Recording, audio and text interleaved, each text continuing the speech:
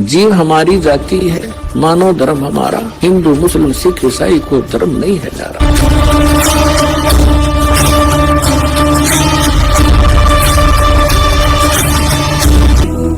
आपको 600 वर्ष पहले परमात्मा आए थे, तब भी आप मालिक की शरणों में थे। 64 लाख शेष थे, ये 64 लाख तक पहले आओगे। उसके बाद फिर परमात्मा ने ये अपना प्रचार फैला दिया है। जैसे आपको बताया गया है कि ये वाणी उसको भी, जैसे कागभूषण की कथा सुनाई थी, 6 महीने कथा सुनकर उसका थोड़ा सा असर हुआ कि नाम ले लूं, तो ये इतना प्रचार होगा इस वाणी का, आंधी सी उठेगी। तो वो जो टर्न वाइज भी जिनका नंबर मनुष्य का आया है, वो कुछ दिन के बाद आ जाएंगे, शरण में आना पड़ेगा, और इस प्रकार ये सबका मोक्ष होगा। बोलो सतगुरुदेव।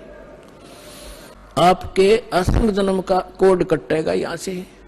अब जो प्रसंग चल रहा है कि जिन जैसे सतयुग के अंदर पुण्यात्मा जन्म लेती है और उनके लिए परमात्मा ऐसा माहौल बना देता है, फलदार वृक्ष होते हैं सब जगह। जैसे आजकल हम कणक पैदा करते हैं कितनी मेहनत करके, उस समय ये ऐसे खड़े रहते जैसे सामक देखा हुआ आपने, ऐसे खड़े रहते हैं और जाओ और तोड़ो और झाड़ो, पकाओ और खाओ, फल तोड़ो खाओ और भजन, और उसमें भजन सभी करते हैं, उनकी ऐसी श्रद्धा होती है। तो वो भक्ति करते हैं शास्त्र विरुद्ध, और सुख सारे उपलब्ध हैं, शरीर भी स्वस्थ है, लाखों वर्ष जीवन भी रहता है, बाप से पहले बेटा भी नहीं मरता है, और विधवा औरत विधवा नहीं होती हैं।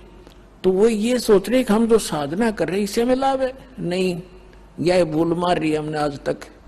तो वो उस सतयुग में कौन प्राणी जन्म लेंगे, ये बहुत असंख्य युगों से चला रहा है। अब जैसे ये समय अब चल पड़ा, जो भगवान पुण्यात्मा है इस ज्ञान से संपर्क में रहेंगे, भक्ति ठीक करते रहेंगे, तो ये पार हो जाएंगे। अब अरबों खरबों प्राणी पार होंगे अब इस पिछली पीढ़ी में, क्योंकि परमात्मा ने 3 युग इंतजार की है इस समय के लिए। और कैसे परमात्मा किस प्रकार ऐसे लुका छिपी करके और भक्ति बचा के लाए हैं, आप इस ज्ञान से परिचित होंगे तब पता चलेगा।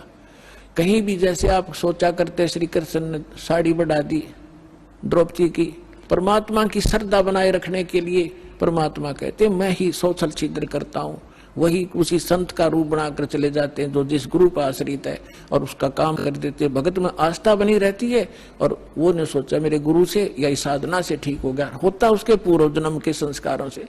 तो परमात्मा ने इस भक्ति का को बचा के जीवित रखना था, इसलिए आपको यहाँ तक लाए हैं।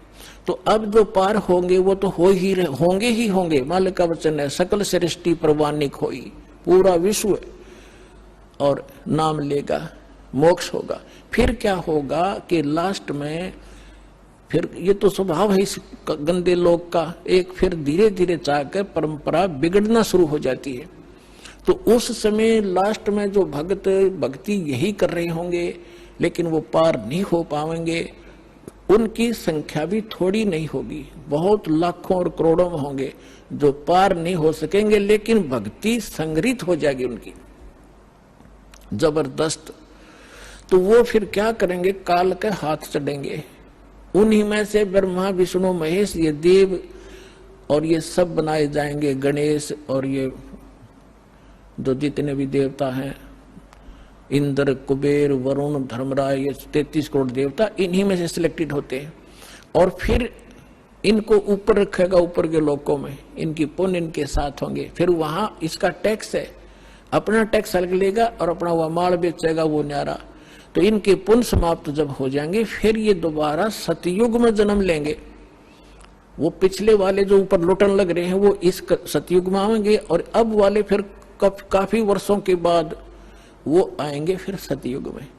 अब सतयुग में होंगे ये भक्ति संग्रहित प्राणी जो अब करेंगे शास्त्र अनुकूल साधना। अब मिली इनको, आज तक शास्त्र अनुकूल साधना नहीं थी। 4 युग का हिसाब लगा के देख लो, जब किसी के पास आज तक ये शास्त्र अनुकूल साधना हो या भक्ति की हो किसी ने।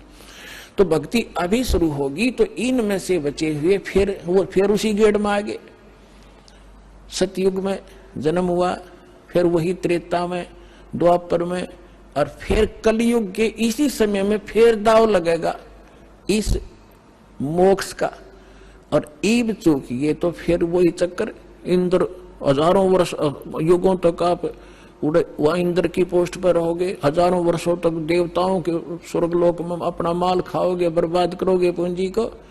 और फिर यदि आगे भगवान फिर कोई संत नहीं मिले, इतने जन्म मनुष्य के होकर भी फिर आप 84 लाख योनियों में चक्कर खाओगे। तो ये आज का विषय था कि आज आपको वो दाव लगा है, इसको संभाल के रखना। आपको मानव शरीर प्राप्त हुआ है, आपको 600 वर्ष पहले परमात्मा आए थे, तब भी आप मालिक के शरणों में थे। 64 लाख शेष थे, ये 64 लाख तक पहले आओगे। उसके बाद फिर परमात्मा ने ये अपना प्रचार फैला दिया है। जैसे आपको बताया गया है कि ये वाणी उसको भी, जैसे कागभूषण की कथा सुनाई थी, 6 महीने कथा सुनकर उसका थोड़ा सा असर हुआ कि नाम ले लूं, तो ये इतना प्रचार होगा इस वाणी का, आंधी सी उठेगी। तो वो जो टर्न वाइज भी जिनका नंबर मनुष्य का आया है, वो कुछ दिन के बाद आ जाएंगे, शरण में आना पड़ेगा, और इस प्रकार ये सबका मोक्ष होगा। बोलो सतगुरुदेव।